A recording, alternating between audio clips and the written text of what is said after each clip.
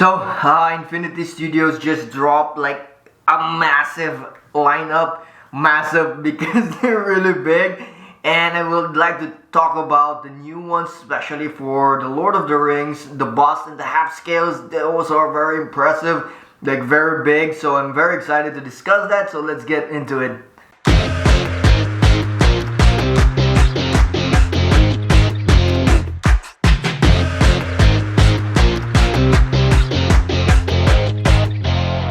So let's start first with Legolas, and because he's already, I would say, revealed in the Facebook pages, Instagram.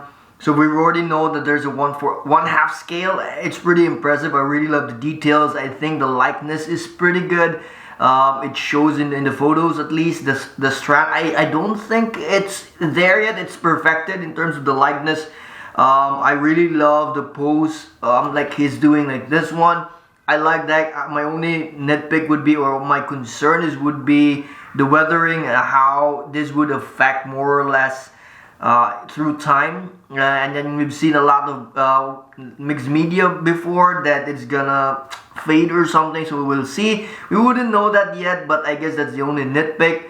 Again, the details are there. The details in the clothes, the strands, the look. I really love that. I do wish that all of the, or maybe I guess not all anymore, the other characters like Gimli and Aragorn will also be having like that kind of pose, like they're in a museum type of pose, not those like Gandalf, which I will be talking about next, were in like action pose, because I really want them to line up. If I collect them like this one, I really want them to line up, and then they look, how do I say, front, not like somewhere, because there's some kind of action pose.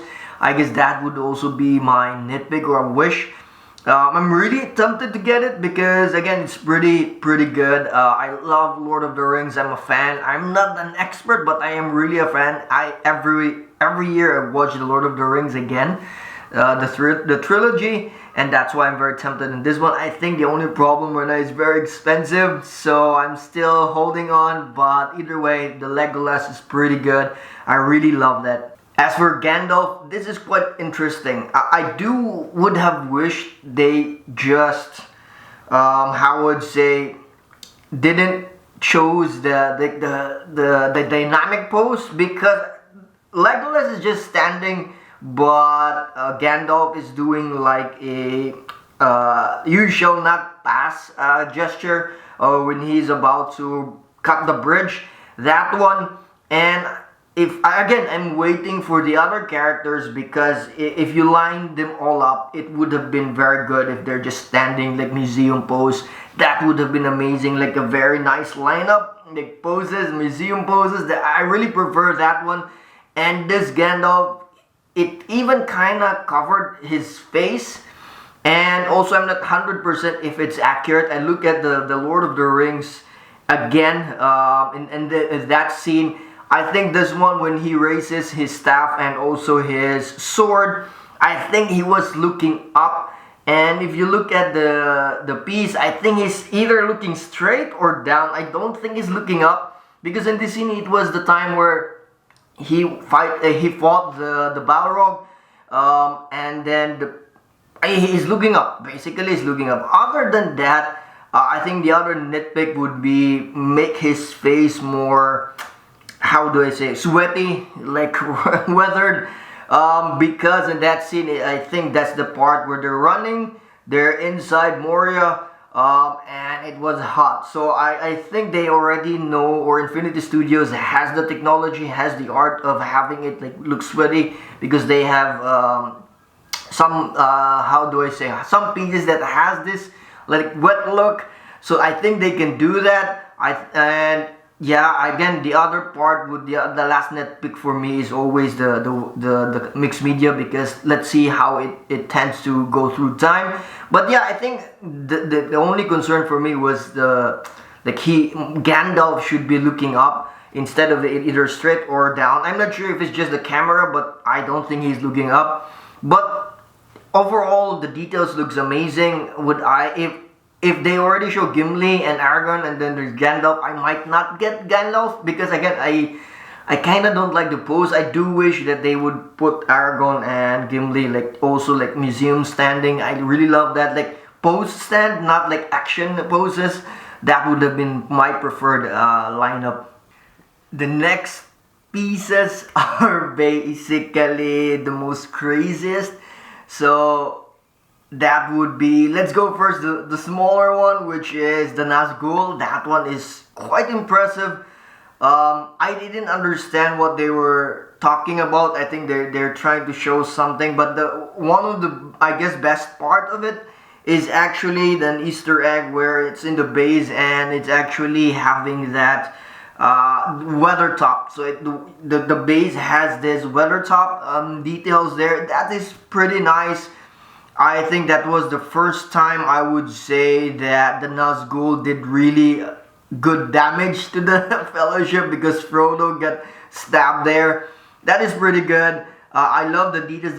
The only thing there is that, yeah, you might not see any other detail because everything is like in the hood. But I really I like the Nazgul, the designs of the Nazgul, and especially the sword. I love that. I didn't see, or at least because the video is like 720 only, unfortunately, so I cannot really see all the details, all the weathering of the Nazgul, because I really love their rugged look. Very dark. But yeah, I mean, what else you can say? If you're a fan, which is I am, and I really love looking at it, I hope it's not that pricey as well. So the next one is none other Sauron life-size bust. It's pretty huge, like really huge. And I was like, wow, this is something. I like Sauron because I feel he's been around for quite some time. So at least I know that he's in the first age, in the second age, and the third age. I'm not sure if he was already in the first age, who is already serving Morgoth or something. But either way, I like his character, how he survived, fooled a lot of elves, dwarves, and men. At least that's why I am kind of fascinated by him. So having a Sauron, I even ordered the Prime 1 Studios one, and this one is huge, and the details are there, at least in the video, even though it's 720. I like it because it's not shining, so I don't want him to be shining, because we know he lives in a very dark place, and his armor shouldn't be like very shiny. So I like how it's seen in it or revealed. His pose is also pretty. Sauron is like he's doing like that one, and I guess my wish would be that the ring would light up, like the text there, or elven text would light up there. That would be amazing. The base is pretty practical, very simple, but I love the details in him. How do you say, the cracks in the armors, the details, the dents, how it's weathered, the pointy parts. I really love that. But it's so big. I wonder how much would it be? Maybe like, I don't know, like 10,000 USD or something, because it's just huge. I wonder how much was the Thanos, the half scale. I forgot if that was a Queen Studios. I think it was a Queen Studios. I'm not sure how much was it, but it's something like that. And this one, it's pretty amazing, pretty detailed. So it's kind of interesting what else they're gonna put there.